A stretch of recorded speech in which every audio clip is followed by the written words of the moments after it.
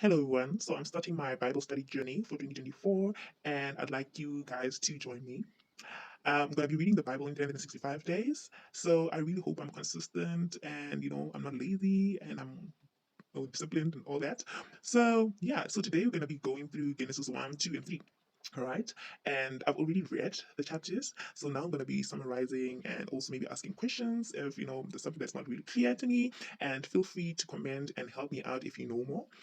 This whole Bible study thing is really a journey. And, we all want to understand and we want to, have a deeper relationship with God, so do help me out if you feel that you know more and you want to help out a friend. You want to help out a sister in Christ, right? Yeah. So Genesis 1, right? Initially, there was nothing on the earth. There was no life. It was just water all around the earth, and then there was darkness hovering over the water, right? So the Spirit of God was also moving over the water. And then God was like, let there be light. He commanded that light must appear from nowhere. And then there was light. And he called it light day, and then he called it darkness night. He didn't say anything about the sun and the moon, whatever. No. He just said, let there be light, and then there was light, and said the light was day, and then the darkness was night. Right. And then day two, he said, let there be a dome that separates the water above and the water below. And then he said that dome is called the sky. So basically he's saying the sky separates water above and water below. Water below, yes, is the ocean, and then water above is what? Is it the clouds? Or there's water that we don't know about above the clouds. But I'm thinking maybe it's the clouds, right? I'm just thinking. I'm not sure. Do help me out on this one. And then day three, he said the water that is already there must shift and move and be a collective and move away nyana. And then there was now a dry part, and then there was also the ocean. He said the water is the ocean, and then the dry part is the land. And on the same day, he said he commanded that there be plants, all kinds of plants on the earth, on the land, and then um, fruit trees and grains. He commanded all of those things to be there. And then day four, he said there must be. Well, he created lights, different lights. He created the moon, he created the sun, and he created the stars. And he said these different lights, they're going to separate day and night. They're going to show time for seasons and special days and also years. This goes back to my geography classes back in the days, what years ago, when they were now talking about when the sun is, at this point, or when it's closer to Africa, it's what it's maybe summer for Africa, and when maybe the earth tilts away, it's winter for Africa. There was such for the southern hemisphere, there was such information being being distributed back in the days. And then day five, he said he formed all living creatures in the ocean. Hmm? The big whales and everything inside the sea, he created that on day five, and also created every kind of bird. Every kind of bird. And then day six, he created different animals. Different kind of animals. When I say different kind of animals, I'm also talking about human beings. So I'm saying he created tame animals, the animals that you can tame. He created the wild animals, he created reptiles, and he also created human beings. And the human beings, he said, there's a man and there's a woman, those two, right? And then he said, they will be like us for human beings. He said, they will be like us. So we are like God. Hmm? We are like God. Okay. And he said, they will rule over all other living creatures. All. If we are like God, it means just like God, like how he commanded the light to be there when there was no light. It means Nati, we can call things that are not as though they are. We can command things into existence. Let us not take ourselves for granted, honestly. Let's know that God has given us that ability. He has made us like Him. We have the same power of creating things with our mouths. Okay, let's continue. And then he said, they will rule over all the other living creatures. Yeah, that's what's happening currently. You can see even in game reserves, these people they are ruling even the lions with guns, making sure the lions obey. Hmm? But anyways, and then he said they must have a lot of children and fill the earth with people. Hmm? They must have a lot of children. They will have a lot of children. So if you want to have children, who is the devil to lie to you and say you can't have children? Hmm? Who is he? Who does he think he is? that he lies to you and say you will never have children. When God gave you the blessing and gave you the ability to have a lot of children, as many children as you want. Let's not allow the devil to lie to us. Let's take God's God's evidence, like God's report. Yeah, I wanted to say God's report and not the devil's report. When the devil says this, you'll be like, God said. The word of God says. Hmm? And then he said he's going to bring the earth under our control. Hmm? He even provided all kinds of food and grains for us. He even provided food for the animals, And he saw that everything he did was good. So, getting into Genesis chapter 2, we see that on the seventh day, God rested, right? And he rested because he had finished his work. And then he blessed that day, that seventh day, and made it special. So the seventh day is special because he had rested on that day. And then now we go to a point where now they start explaining the Garden of Eden. They start telling us how they created Adam and Eve. So, because we know that they were created on day 6, it means we are reversing now. We're going back, right? But before we go back to day 6, I think we must go back to day 3 because now they tell us that before grass and plants grew, there had not been any rain, and there was no one to work on the land. But then the streams came up from the ground and watered the earth. That's when the plants, began to grow and everything. So that was on day 3. And then going to day 6, God took some soil from the ground and he made a man. He breathed, life into him, and he gave him the garden. Oh, he made a garden, right? He made a garden in a place called Eden, which was on the east side. So he then put that man there. né? The garden was filled with beautiful trees and fruit trees, and then in the middle there were two trees. Two trees. This other tree was a tree of life. It gave life. So if you eat that tree, you have eternal life or you don't die, right? And then the other tree is the tree of wisdom. So if you eat that tree, you're gonna know the difference between right and wrong. So God did that, right? And also they speak about a river going through Eden, right? And from this river, it gets to be branched in 4, right?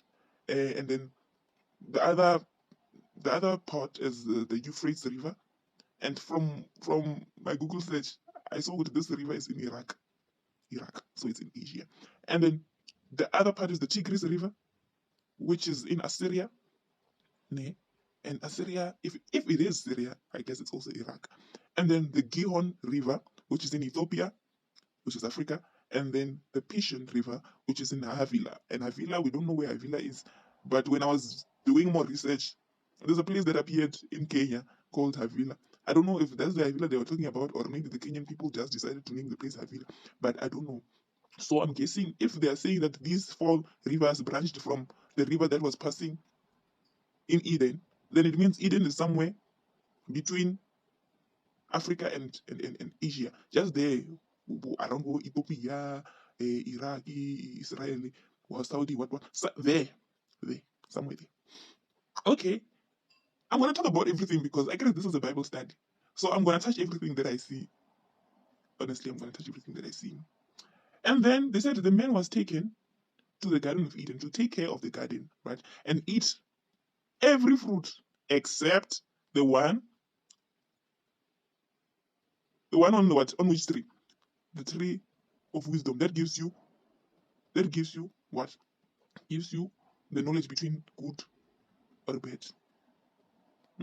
So that was the only tree that they were told not to eat. The one of wisdom. Yeah? They were told that if they eat this tree, they will die. And then God, after seeing that he has made, a man, and the man is, tending the garden and whatever, he was like, man, it's not good for a man to be alone. I must make him a suitable partner. A suitable partner. While he was now trying to get him a suitable partner, he started, creating these animals that were made the same day, day 6. He made the animals and, he made different animals and he brought them in front of Adam and he told him to name the animals. But still, none of this were the right partner for Adam, right? And then that's when now he caused Adam to fall in deep sleep and then he took out his rib, he covered him again, took the rib and made a what? A woman after from that rib. Yeah. And then and then when Adam, when a woman was given to Adam, Adam was like, yeah, man, he is someone like me. Because he is from a because she is from a man, I'm gonna call her a woman. Hmm? And then that verse comes. A man shall leave his own father and mother and marry a woman. Hmm? The two of them become one person. It's funny that they didn't say a woman leaves her mother and father and goes to a man, but they said a man leaves her father and mother to be joined to a woman. Meaning they know that if a woman is still under the authority or is still under the laws or the rules of his own household, I mean the household he's from, things are not gonna go well. So he needs to be separated from his parents and start his own what? His own family, where he is now joined to a woman. He leaves his parents to start his own because they can't be two working two bulls in a crowd. He must go out and start his own cry. Hmm. That is Genesis 2. They said, although they were all naked, they were both naked, they were not ashamed. They were not ashamed. They didn't see anything wrong with it. I will. And then getting into Genesis 3, right? We see that the snake was sneakier than any other wild animal because it approached the woman asking, did God tell you not to eat fruit from any tree in the garden? It didn't even say it didn't straight up say God was lying or God doesn't know what he's saying or woman go and eat that fruit in the fruit from the tree in the middle of the garden. It didn't even say that. It was like, let me be sneaky and try put it in a way that won't seem like I'm the problem or what. So it was like, did God tell you not to eat from the fruit, eat fruit from any tree in the garden? And then she said, no. He said we can, except the tree from the tree in the middle of the garden, or else we will die. And then that's when he was like, no, no, no, no, you won't. He understands that you will know the difference between right and wrong, like he does. Mm, Very like he does. He understands that you guys, you're gonna know. So he's like, no, don't eat, but you must eat it. And then the woman fell into the trap, and because she was seeing what that fruit looks very delicious, she was like, you know what? There, I'm gonna try it. Someone is like, someone's like, why did he even put the fruit, the tree there in the first place if we're not supposed to eat it? Why did he put it there? Why did he put it there? Why? Why did he even do that? What kind of question is that? Would you, when I as a parent, you wouldn't even leave your car keys at home in peace because the kids are not gonna listen to you. They're gonna go and use the car without your permission. You're gonna always get all the car keys and live with them because you're afraid of that. Just because your kids are disobedient. You give them the benefit of the doubt, which they're not gonna use the car. They listen. Or they listen, so they won't use the car. Maybe at the right time, I might give them the car. But for now, I'm saying they must not use the car because they're still young. So I don't know, maybe the tree was gonna be used at some point in life, you know? Maybe he was gonna do something with it. But he didn't want them to eat it there and then. So he gave them the benefit of the doubt that they won't eat it. But they did. So Eve took a bite, and because the husband was there with her, I wonder what was the husband doing when the snake was lying to this lady? Because he was there. But he was there with her. So he was just not listening, or he was just chilling and being ignorant or what was happening. But he was there, so she gave the fruit to him, and he also ate. And then just after that, they realized they were naked, and then they sewed fig trees together to cover themselves. And then when the Lord was walking in the garden, God at that time you could even feel it that God is walking now here. God is here now. So Barry, when the wind was blowing and there was a breeze, they heard, God is working there, and then they hid. And then God was asking, "Where are you?" And they were like, "No, we hid because we realized we are naked, you know." And he was like, "Who told you you're naked? What are you talking about? Did you eat the fruit that I told you not to eat?" And he was like, "Yeah, hey, the woman that you gave me is the one that gave it to me." Now he was shifting the blame, this Adam guy. Was shifting the blame. And then the woman was like, "No, Nami Awa, the devil is the one that, eish, the snake is the one.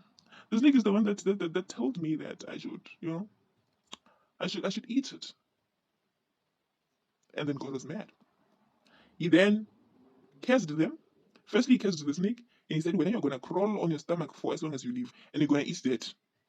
He was like, you and the woman will hate each other. Your descendants and her descendants are gonna be enemies. Basically, her descendants are gonna step on your head, and when your descendants, they are gonna bite her heels. Hmm. And then for the woman, they were like, "Well, not because you pop. You are gonna suffer during childbirth. You are gonna suffer. You're gonna suffer in pain during childbirth. But still, hmm, still, you are going to desire your husband. Either way, even if you're suffering during childbirth, you are gonna desire your husband, and he will rule over you." Hmm. And then for them, man, they were like, "You will have to struggle to grow enough food. You are gonna struggle to grow enough food. Well, now there are gonna be thorns and thistles, and you are gonna suffer while you are tending for yourself. But you will sweat all your life to earn a living. Hmm? You will sweat all your life to earn a living." I think this is where the whole thing of a man is a provider comes from. Hmm? Or a man is a provider. I think this is where it comes from. And also the whole thing about a woman and bearing children, nurturing, yeah, this is where it comes from. And then Barry, you are gonna go back to the soil also. From the soil you come from the soil you will go back to. Basically, there will be death now. And the man named the woman Eve because she's gonna be the mother of all that lives. And and then God and then God made clothes from the animal skin for the disobedient disobedient human beings. He made that. And yeah, now because they knew the difference between right and wrong, God was like, "You know what, sharp, you know the difference between right or wrong, but now you're no longer gonna be able to eat from the fruit of life. So I'm gonna even, you know, you're gonna even leave this place. You're no longer gonna be chilling in Eden because I don't want you to be eating from that tree of life. You're gonna die at some point. So I